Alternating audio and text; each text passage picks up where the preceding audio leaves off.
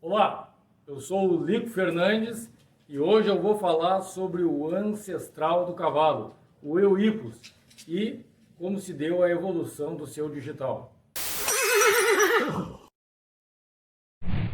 Você gosta de saber e se informar de assuntos ligados ao cavalo?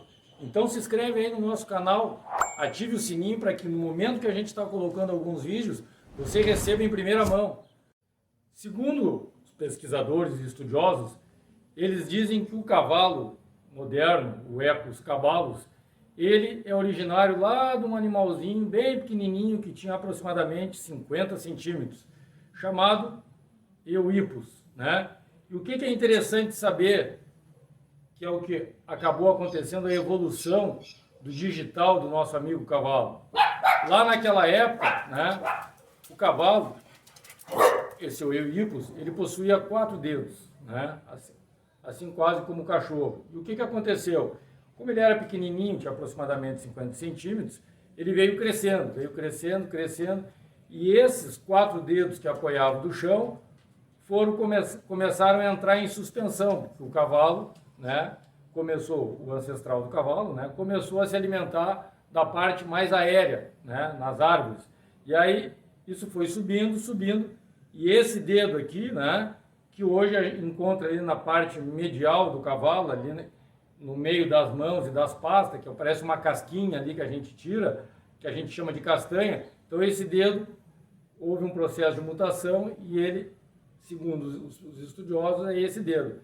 Esses outros 2 dedos que existem aqui atrás, né, que são os estilóides, a gente só consegue ver, né, no momento que o cavalo, né, acaba falecendo e a gente consegue pegar o osso dele ou através de uma radiografia, que são esses 2 ossos aqui, né, que dizem que seria esses outros 2 dedos, né, do animal.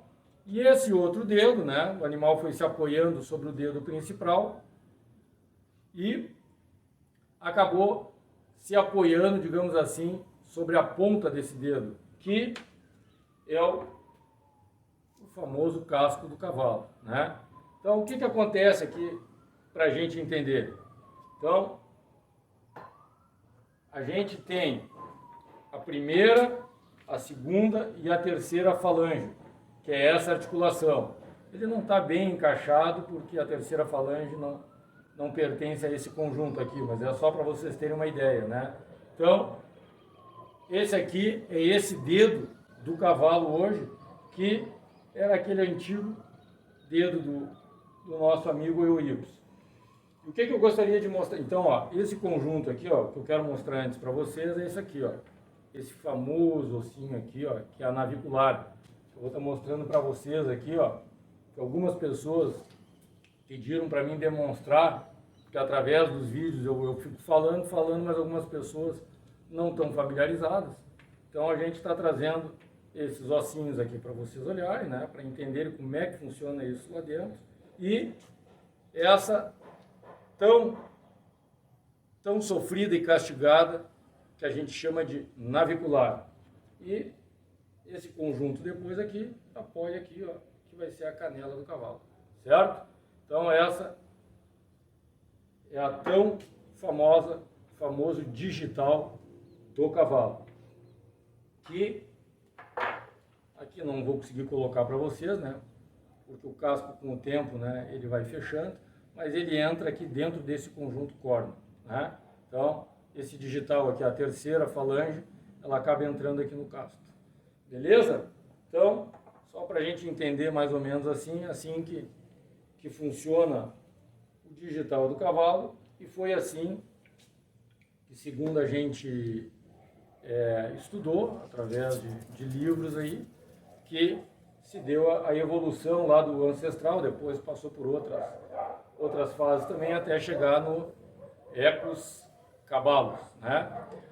Mas o que eu gostaria de mostrar aqui para vocês, né, para vocês entenderem, toda hora eu estou falando nos nossos vídeos aí sobre o ângulo do casco, o alinhamento do sistema digital, força tendão, força navicular. Então o que acontece? Nessa figura aqui embaixo, ó, a gente vai encontrar um digital, ó, alinhado. Então, para aquelas pessoas que não têm um gabarito, nessa ilustração aqui, dá para a gente mais ou menos tentar imaginar quando um digital está alinhado, que é aquilo que a gente busca, que vai dar um conforto para o animal. Então, essas linhas pretas que vocês estão vendo aqui, ó, são as linhas imaginárias. São aquelas linhas que a gente tem que buscar, né, ó, que elas estejam paralelas entre elas. Quando não existe esse alinhamento, geralmente a linha do meio está quebrada para baixo ou muitas vezes quebrada para cima. E aí é onde o digital não vai estar alinhado.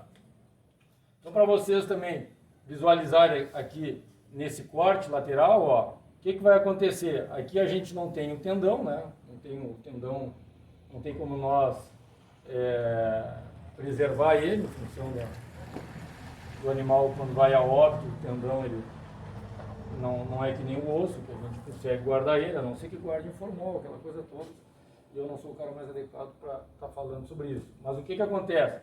Então esse tendão aqui, ó, principalmente quando o casco se encontra achinelado, e o que é interessante saber? É muito comum hoje o criador de cavalo, o proprietário de cavalo, ou até aquela pessoa que tem um animal, deixa o potro mamar por muito tempo na égua, o que vai acabar acontecendo? O potro, quando chega para mamar na teta da égua, ele é pequenininho, ele chega com uma certa facilidade. Então ele chega ali, se abaixa, consegue mamar na teta da égua e vai embora. Só que esse animal começa a crescer com o tempo. Então ele vai crescendo, crescendo e ele já não chega com a mesma facilidade na teta da égua. Aí o que acaba acontecendo? Ele acaba abrindo as mãos dele, né, para poder chegar até a teta e mamar. Só que o que acontece quando ele está fazendo isso? Ele está gastando o casco no terreno. Gastando o casco no terreno, esse animal vai crescer, os ossos, como estão numa fase de desenvolvimento do potro, ainda são maleáveis, mas ele cresce, esses ossos acabam consolidando e ele acaba depois ficando com o quê? Geralmente com as mãos muito abertas e geralmente achinelado, em função desse casqueamento que ele executa no terreno em função do seu crescimento. Tá?